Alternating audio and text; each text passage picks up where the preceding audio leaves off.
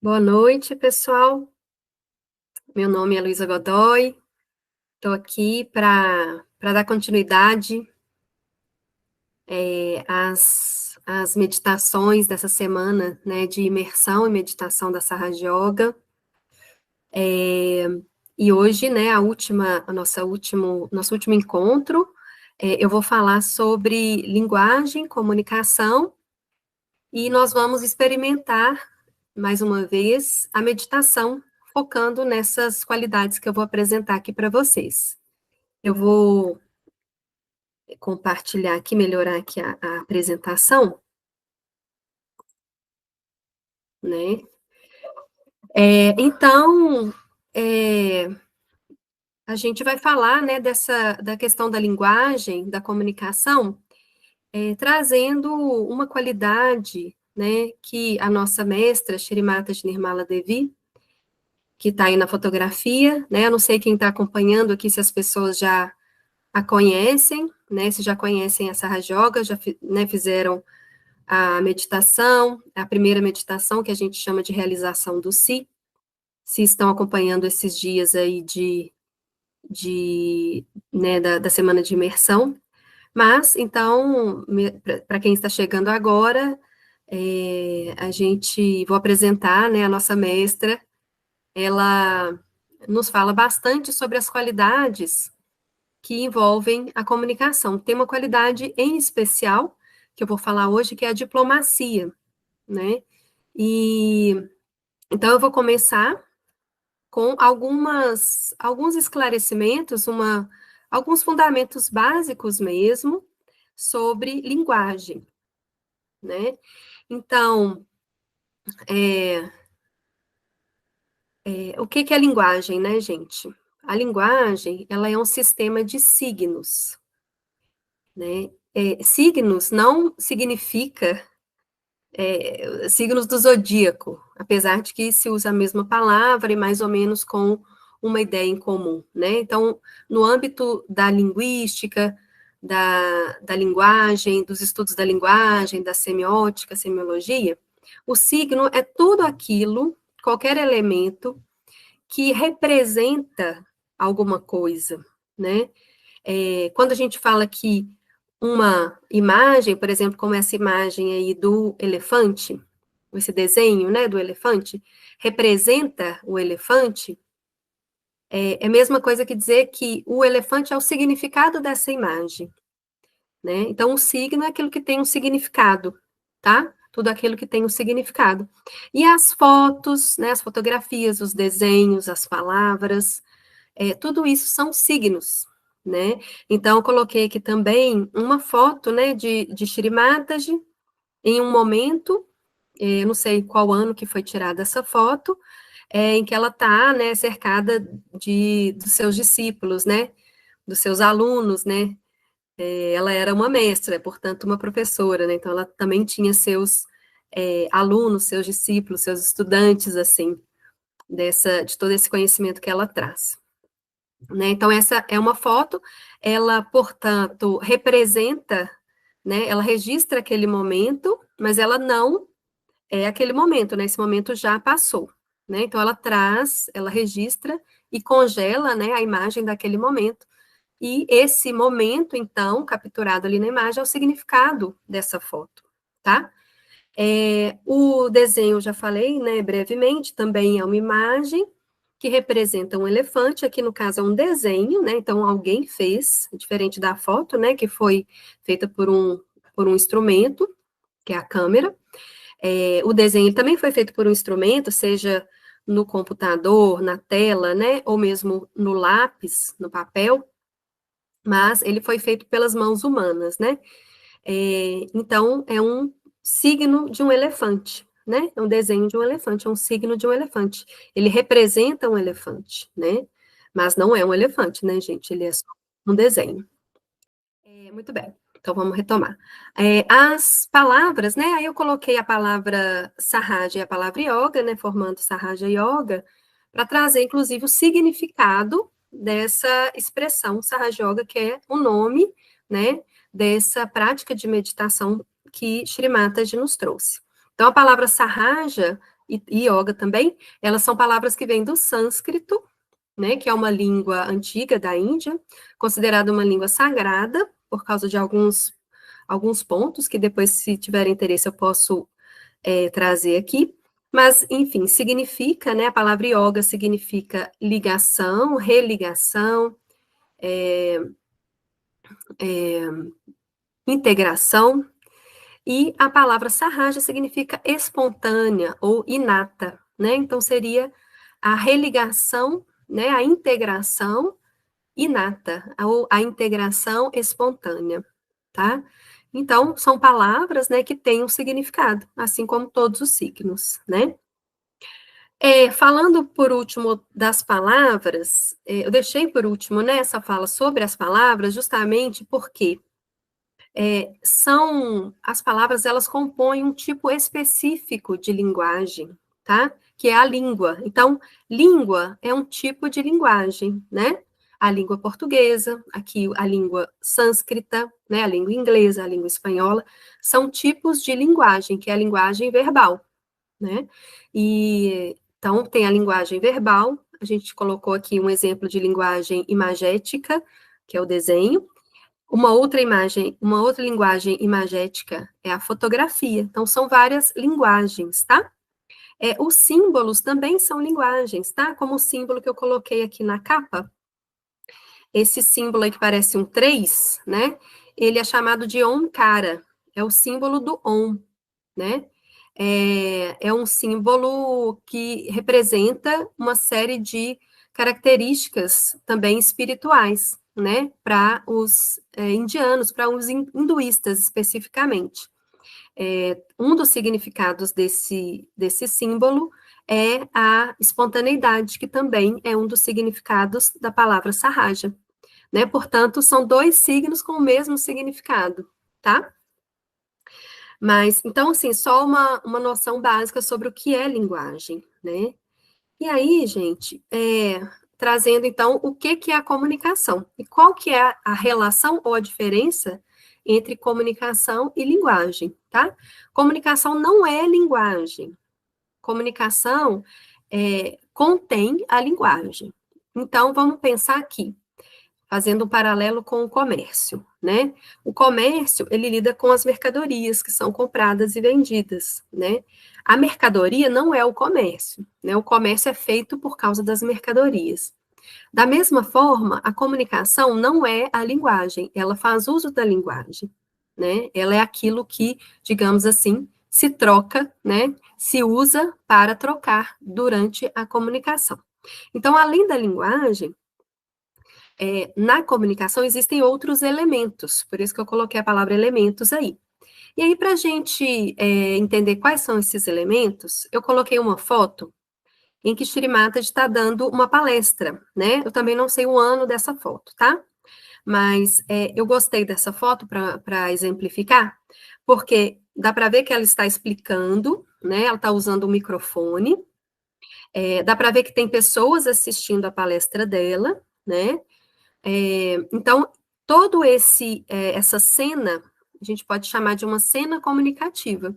E ela, para fazer as suas explicações, para dar suas aulas, ela está usando a linguagem, certo? Mas, além disso, quais são os outros elementos? Então, a gente tem o emissor, né, da comunicação, que no caso é Shri Mataji.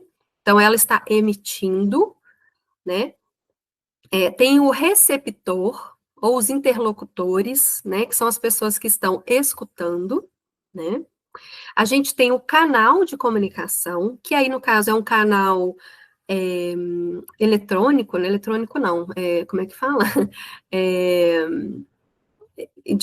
um aparelho, né? Ela não está usando o próprio ar, né? Ela está usando a fiação, né? A eletricidade ali para transmitir a voz, né, por causa do microfone, né? Então, se não tivesse o microfone, talvez não atingiria todas as pessoas que estavam nesse lugar. Então, tá.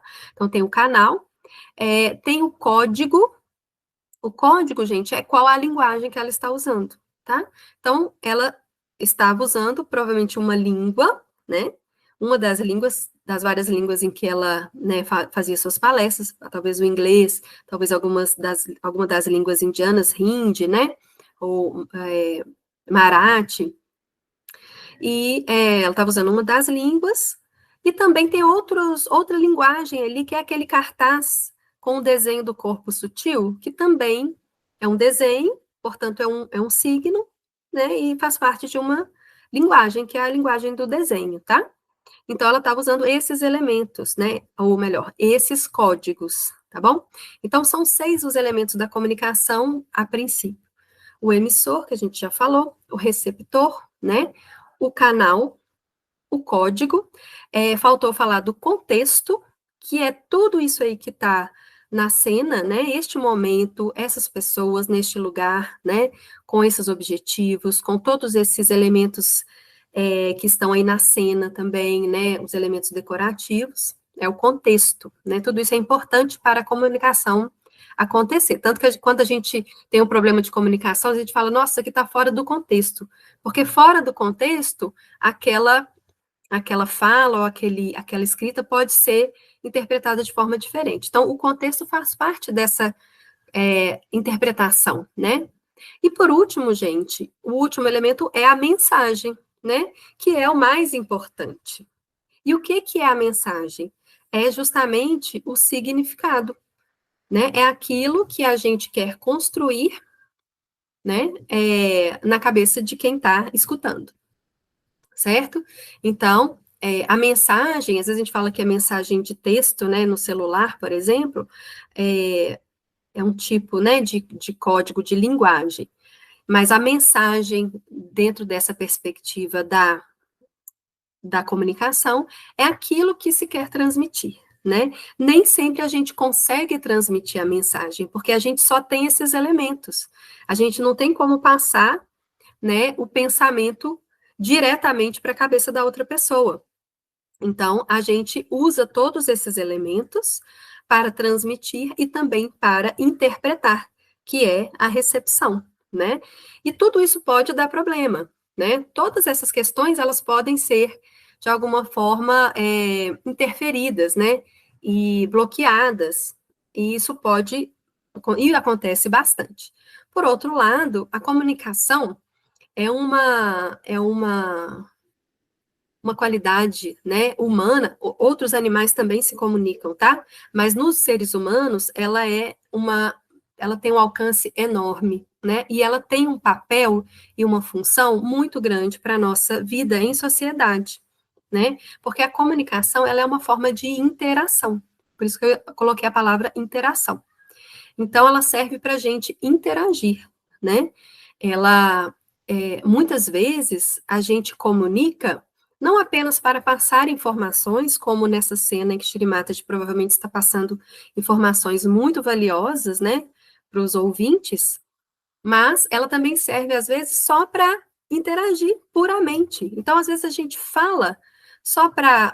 Quando a gente cumprimenta uma pessoa, a gente fala oi, a gente fala tchau, né? Esses elementos comunicativos têm significado, mas eles não são informativos, eles são parte da nossa interação, né?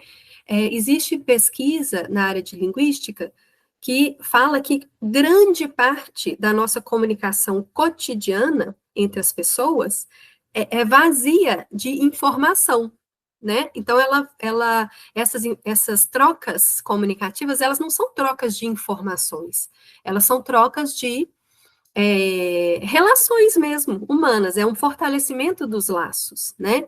Então, quando a gente cumprimenta, quando a gente se despede, quando a gente usa aquelas palavrinhas mágicas, né? Como a gente ensina para as crianças, por favor, obrigado. Nada disso tem de fato, um peso informativo. Elas servem para que a interação seja bem feita, né? Para que os laços entre as pessoas se reforcem, né? Quando a gente usa palavras de educação e cumprimentos e vários outros elementos, né?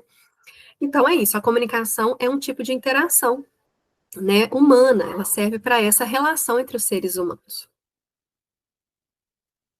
Muito bem.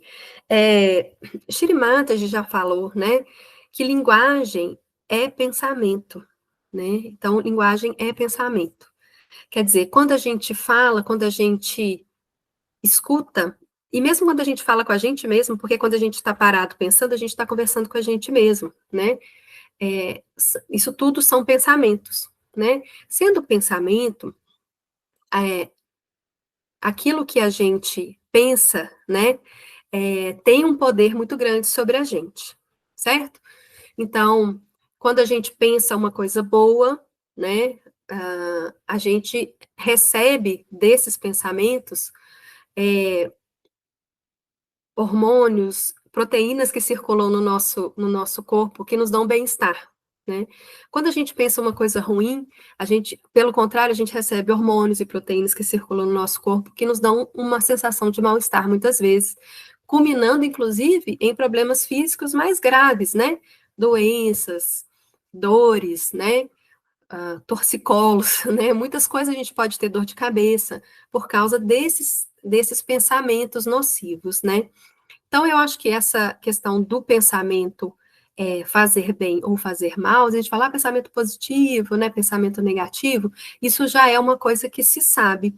E quando a gente pensa que a linguagem é pensamento, então nada mais natural que a gente fazer a conta e chegar à conclusão de que seria, então, proveitoso a gente usar bem a nossa linguagem, né? Para que esses pensamentos construídos, interpretados, né, por meio da linguagem, sejam bons e nos façam bem. E não só nos façam bem, mas façam bem coletivamente também, já que a gente está passando de uma pessoa para outra todos esses pensamentos por meio da linguagem, né? Então, quando a gente se comunica, né, a gente consegue, às vezes de forma imperfeita, mas a gente consegue fazer brotar na cabeça de uma outra pessoa algum pensamento, né? Então, se diz, né, Shri Mataji exorta que a gente cuide da comunicação, nada mais lógico, né, a partir de todo esse raciocínio que eu estou fazendo aqui. E como que a gente cuida da comunicação, né? Muitas vezes a gente está pensando em falar bem, né? Existem muitas regras de como falar bem, de como não errar, né? Então, eu trouxe aqui, o que seria falar bem? Seria aderir a todas as chamadas regras gramaticais, ou as regras da norma culta, da norma padrão da língua portuguesa, né? Eu coloquei aqui, entre aspas, a etiqueta linguística, seria aderir a essa etiqueta, né? Ou seja, colocar o pronome depois do verbo, colocar o pronome antes do verbo, fazer uma conjugação de plural, de tempo, verbal, correta, ou né, assim, não incorrer em alguns chamados deslizes, ou mesmo escrever dentro da ortografia padrão. Será que é isso que é falar bem? Será que é isso que é cuidar da comunicação? Então, eu trouxe aqui para vocês que não é isso que é falar bem, não é isso que é cuidar da comunicação, tá? Não sei se vocês conhecem, acho que todo mundo talvez tenha essa experiência, se parar para pensar, né, para lembrar. Alguém que não tentou, não sabe ou não tem o hábito de usar todas essas regras, né, da gramática, as regras normativas, mas se expressa muito bem, né? Não sei se vocês conhecem alguém que seja assim. A pessoa fala bem, a pessoa tem muito vocabulário, a gente gosta de escutar, né? Às vezes a pessoa conta histórias de uma forma maravilhosa, histórias que trazem coisas boas para a gente, mas mesmo cometendo chamados erros, né, de gramática. Então, o que eu vou trazer aqui são outras qualidades que vão significar falar bem, né, e cuidar da comunicação. Do ponto de vista linguístico, né? O que vai fazer a pessoa falar bem? O que eu poderia chamar de uma pessoa que fala bem? Uma pessoa que faz boas escolhas, né, linguísticas, escolhas de palavras, escolhas de expressões, né, porque não só palavras, mas expressões. Uma pessoa que tem repertório, né? repertório diversificado, né? Palavras que significam, muitas palavras que significam muitas coisas, a pessoa conhece o nome das coisas, mesmo que ela coloque o pronome antes ou depois, sabe? Uma pessoa que tem repertório, não só que conhece muitas palavras em quantidade, mas em qualidade também, né? Ela sabe nomear as coisas, ela sabe o nome das coisas que têm importância, né? Então, eu consideraria, do ponto de vista linguístico, essas duas características para a ideia de falar bem. E, além delas, eu trouxe também as características que Shirimata de fala, né, nos conta sobre uma boa comunicação. Então, número 1, falar a verdade, né? Claro que falar a verdade significa uma boa comunicação. A verdade, ela é maravilhosa. Na verdade, né, a verdade, ela é libertadora. Ela é sempre libertadora. Minha avó dizia que a verdade não é, como é que ela fala? Não, a verdade não é bela, mas é libertadora, né? Então, falar a verdade é sempre maravilhoso. E escutar a verdade também, né? Todo mundo que busca, provavelmente, quase todo mundo que busca essa Raja Yoga está buscando a verdade, né? Não é à toa que Shri Mataji sempre começava suas palestras, seus programas públicos, com a seguinte saudação: eu me inclino a todos os buscadores da verdade. Opa, passei aqui sem querer. Então, né, buscar a verdade, né? Usar a linguagem para isso, para essa coisa maravilhosa que é a verdade. Porém, falar a verdade não significa ser ríspido, não significa chocar ninguém, né? Então, por cima, né, ou em torno dessa verdade, a gente trazer doçura na nossa comunicação, né? Existe uma palavra, inclusive, né, no sânscrito, que é madhurya, que significa doçura, né? Talvez não seja uma boa tradução, uma tradução muito perfeita em português, a palavra doçura, né, para madhurya. Mas uma boa comunicação, ela é verdadeira, mas ela também é doce. Não quer dizer que você vai ferir ninguém com a sua fala, porque isso é muito importante, né? Que a gente não fira ninguém com essa verdade. A verdade, ela liberta, ela não é para ferir, né? Então, a mistura de verdade com doçura nos traz uma qualidade incrível, né? Que está no nível da comunicação chamada diplomacia, né? Então, a diplomacia, falar com diplomacia, significa falar a verdade, mas com doçura, né? E mais, né? Vamos pensar, o que é a diplomacia? O que um diplomata faz, né? O diplomata, ele quer equilibrar dois lados em conflito, né? Ele quer estabelecer o diálogo, ou reestabelecer o diálogo de duas partes em conflito, né? Ele negocia de forma como se estivesse de fora, né? Estando de fora, o diplomata ele chega para duas partes que estão em conflito, duas pessoas, dois países, dois grupos, e ele tenta fazer uma negociação de modo que um ceda um pouco, o outro também, né? Mas com o objetivo de quê? De criar paz, né? De estabelecer a paz entre essas duas partes. Então, a diplomacia, ela não é, como a gente estava comentando, né, com Bira antes aqui dessa fala, que diplomacia não é uma profissão, né, apenas, né, existe a profissão de diplomata, né, ela não é só a profissão de diplomata, ela é uma qualidade que todos nós temos, pois todos nós temos linguagem, né, então, a diplomacia é algo que a gente é capaz de atingir na nossa vida cotidiana, né? Então é isso. A diplomacia ela vai conciliar partes em conflito para estabelecer a paz, né? Ela não vai falar mentira, né? Ela não vai, ela nem vai falar mentira e nem vai também querer que uma parte vença aquela disputa, né? Então, para a gente conseguir fazer isso, a gente precisa estar desapegado da situação, né? Para estabelecer esse diálogo entre duas partes. A gente precisa estar no que a gente chama do estado de testemunha. A gente precisa testemunhar uma situação, entender quais são as questões dos dois lados, né? Entender o que um lado está querendo, o que o outro está querendo, e onde que esses dois podem dialogar, podem se encontrar, se reequilibrar, para entrar num acordo de paz, né? Então, a diplomacia, ela busca a paz. E o que é interessante? A gente trazer a diplomacia não só para duas pessoas que a gente conhece, mas para a gente, né? Então, para as nossas relações. É a gente conseguir fazer essa conciliação. E para a gente fazer essa conciliação, a gente precisa se desapegar das situações.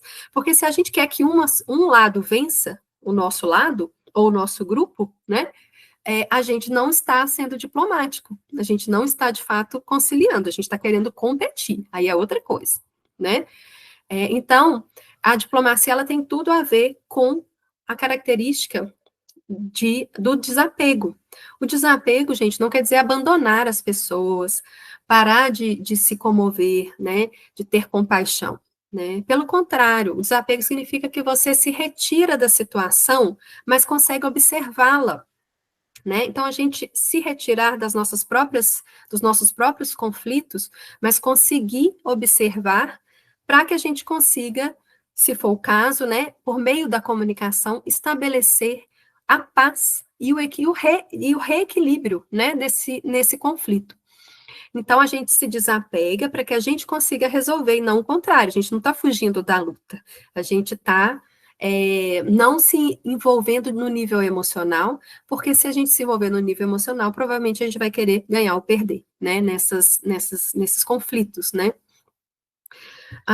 E aí eu trouxe uma frase que eu achei aqui em inglês, eu vou traduzir, né, de Shirimata, acho que tem tudo a ver também com essa questão da diplomacia, que é, nunca haverá paz no mundo enquanto não houver paz internamente, né?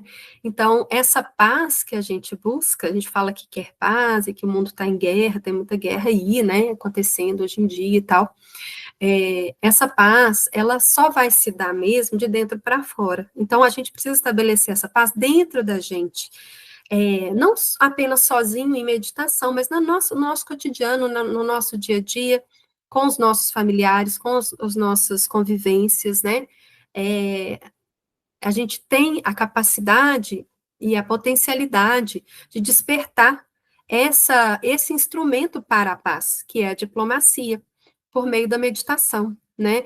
A gente consegue, de fato, despertar isso dentro da gente, e a gente vê que a nossa relação com as pessoas, por mais difíceis que elas sejam, né, essa relação pode ser melhorada, né, por meio da diplomacia. E aí, todas essas qualidades, né, essa qualidade central, né, da diplomacia, mas junto com o desapego, é, ela está localizada, né, no nosso corpo sutil, né, agora já falando da perspectiva mesmo da Sahaja Yoga, né, enquanto esse conhecimento da espiritualidade do nosso corpo sutil, ela está localizada no quinto chakra, o chakra da garganta, que se chama Vishuddhi, né? Esse é o chakra que nos dá a comunicação. Então, nós temos 7 chakras, eu não sei se todo mundo já sabe, né, já os conhece. A gente tem 7 chakras principais que ficam ao longo da nossa coluna, né? E a gente tem esse quinto chakra que fica aqui. Tá vendo no desenho? O círculo maior ali, ele está ampliando esse desenho aqui do chakra da garganta, na base da garganta. É o chakra que nos permite comunicar, é o chakra que nos dá o desapego e é o chakra que regula a nossa coletividade. Então, vejam que interessante como todas essas características estão relacionadas, né? A diplomacia é para a paz, ou seja, para o bem do coletivo, para a coletividade.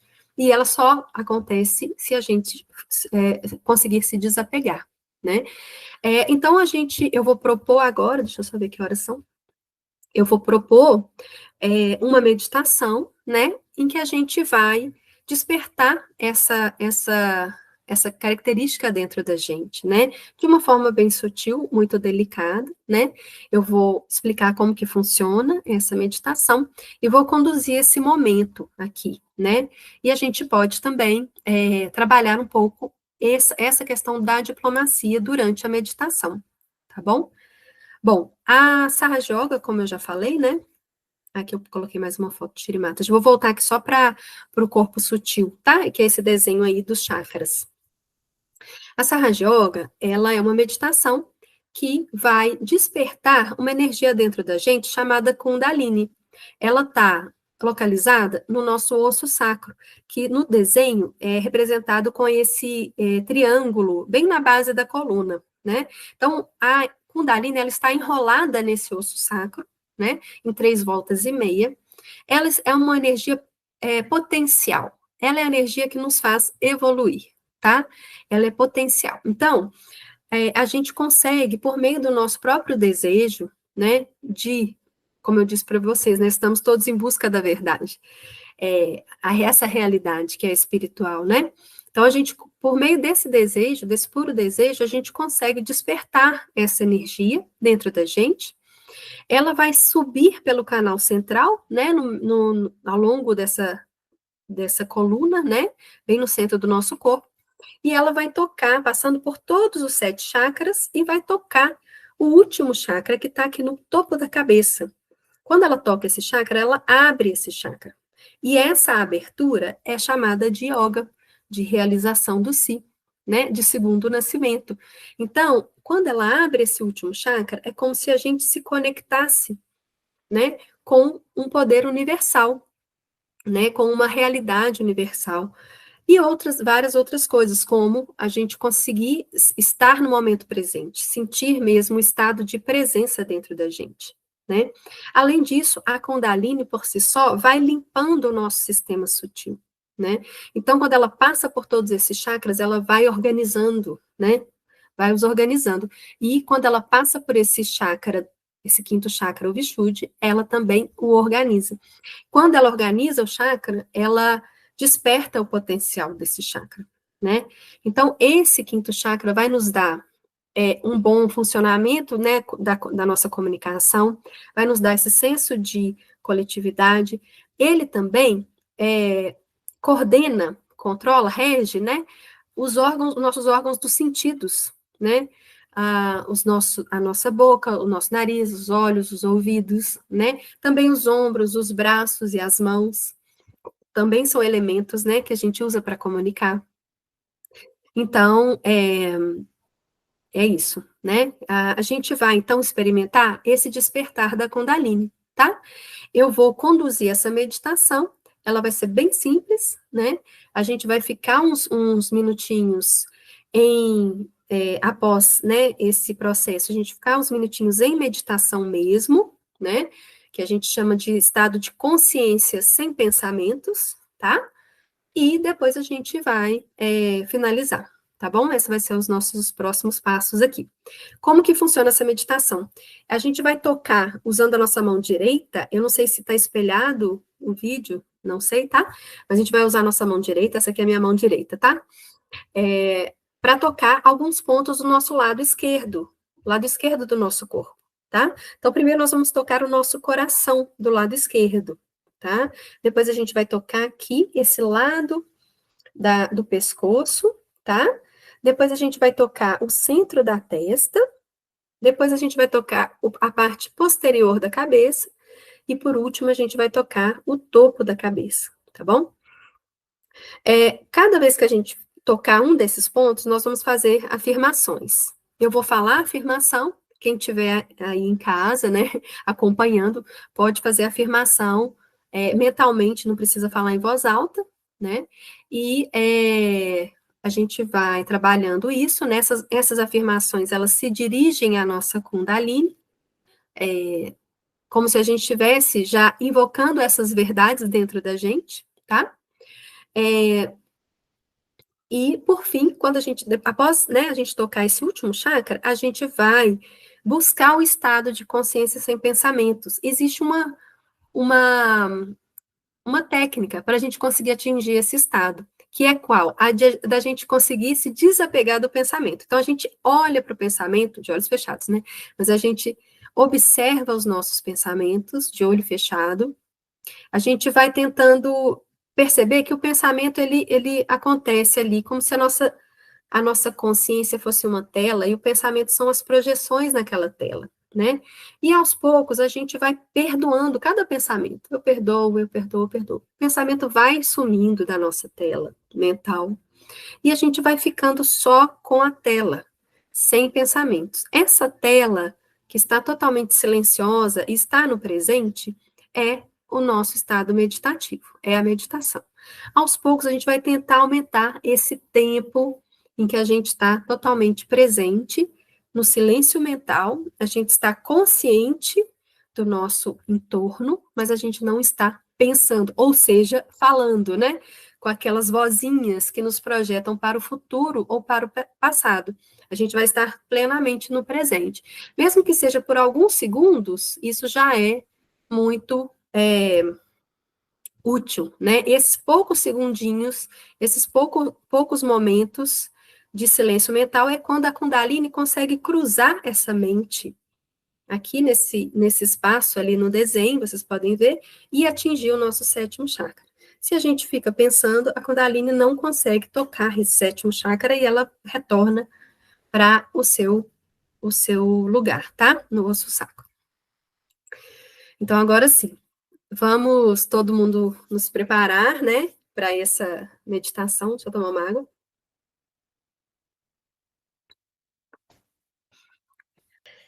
A gente pode começar fechando os olhos e fazendo 3 respirações bem profundas,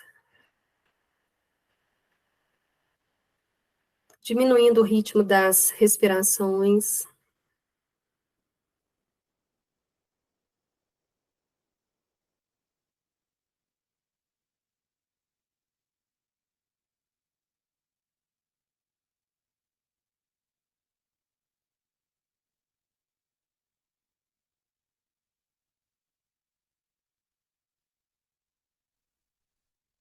Então, usando nossa mão direita, tá? A gente vai, então, tocar o nosso coração.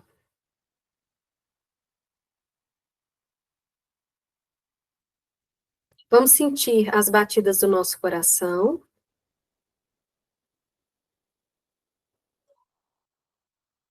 E vamos dizer para a nossa Kundalini a seguinte afirmação. Vamos nos dirigir a essa Kundalini como mãe. Então, vamos dizer, Mãe Kundalini, eu sou o puro espírito.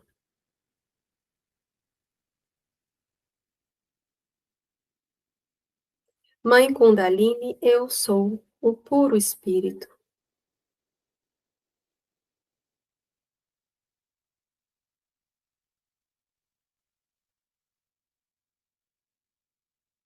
Eu não sou esse corpo, eu não sou esses pensamentos, eu não sou esses sentimentos, esse passado, esse futuro. Eu sou o puro e eterno espírito.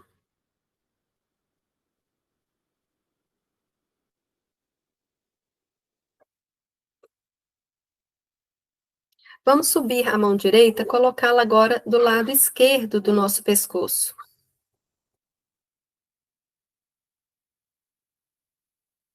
Mãe Kundalini, eu não sou culpada.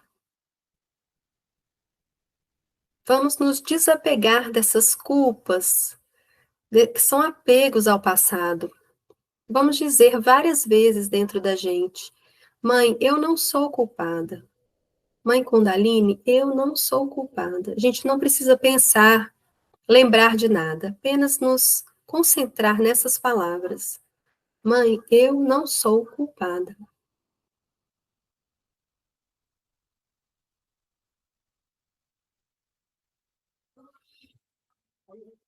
Mãe, eu não sou culpada. Podemos trazer a mão agora para o centro do pescoço, para a base do pescoço, onde está o chakra que a gente estava tratando, né? Como não deu para ver na imagem, a gente vai localizar esse ponto aqui, ó. É bem na base aqui do pescoço, né? Onde tem esse fundinho aqui. Aqui fica o nosso Vishuddhi.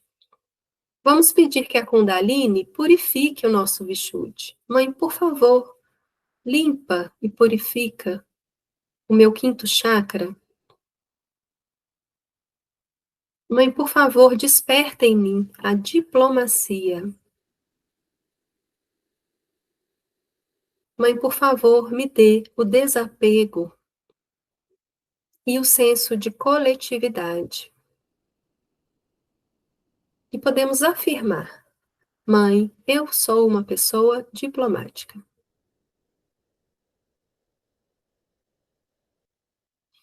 Podemos agora subir a mão direita, tocando com a palma da mão centro da testa.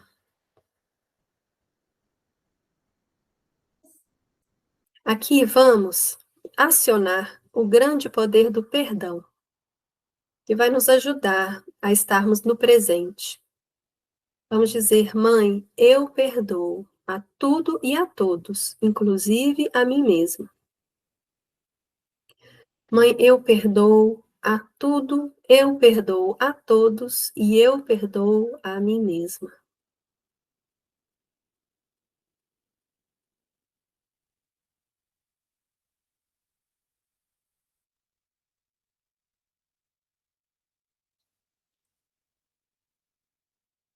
Eu perdoo a tudo e a todos, inclusive a mim mesma. Agora vamos girar a mão e trazê-la para a parte posterior da cabeça, na mesma altura da testa. A gente pode voltar o rosto um pouco para o alto, os olhos ainda fechados, nos dirigindo ao divino, a esse poder universal.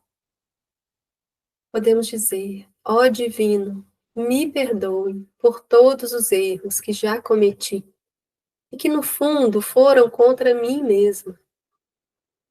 Apenas uma vez.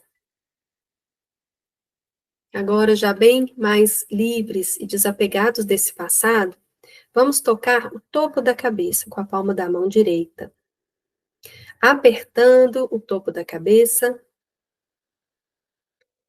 Vamos apertar, vamos massagear, podemos girar a mão em sentido horário, fazendo uma massagem.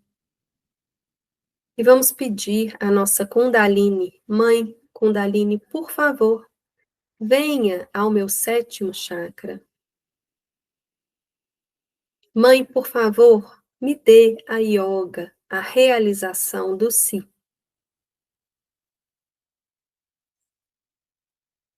Mãe, me dê a reintegração com a totalidade. E, por favor, mãe, me dê o estado de consciência sem pensamentos. Vamos abaixar a mão e vamos abrir as duas mãos sobre os joelhos, tá?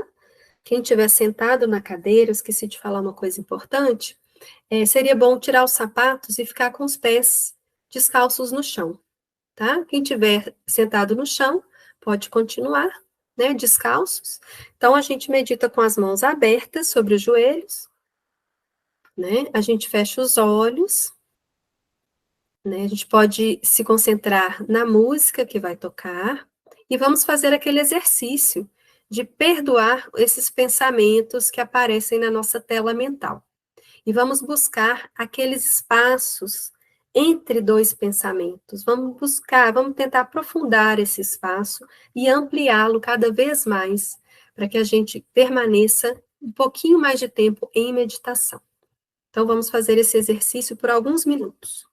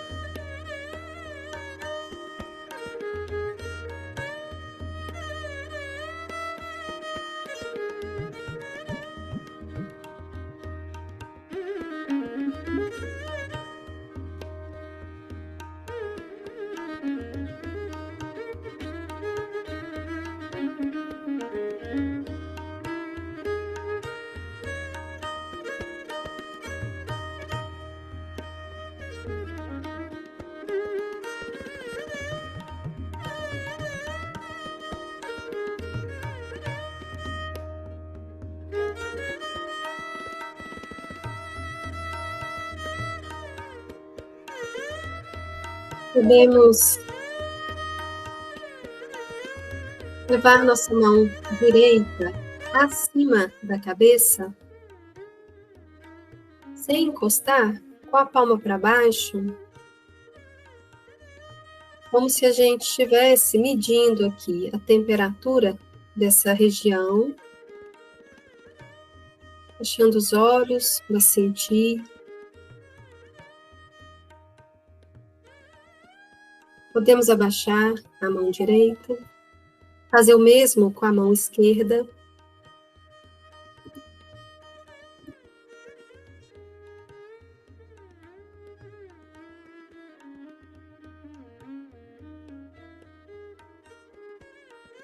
Vamos tentar perceber se há alguma sensação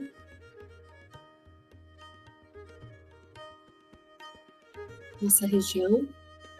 Podemos abaixar a mão esquerda e agora tentar experimentar nas mãos abertas, sobre os joelhos, se há alguma sensação na mão direita, na mão esquerda, nas pontas dos dedos.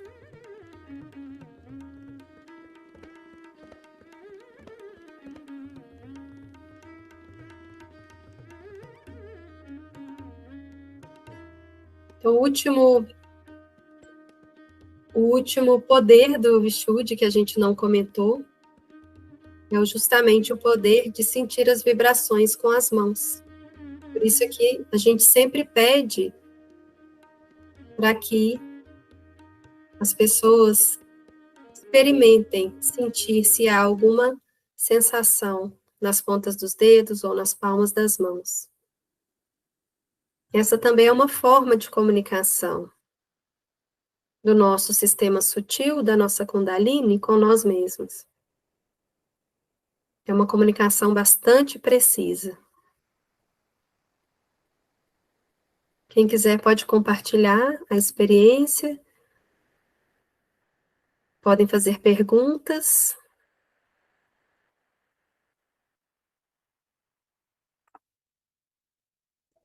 Gente, então vamos finalizar. Namastê. Obrigada pela meditação. Boa semana e até a próxima.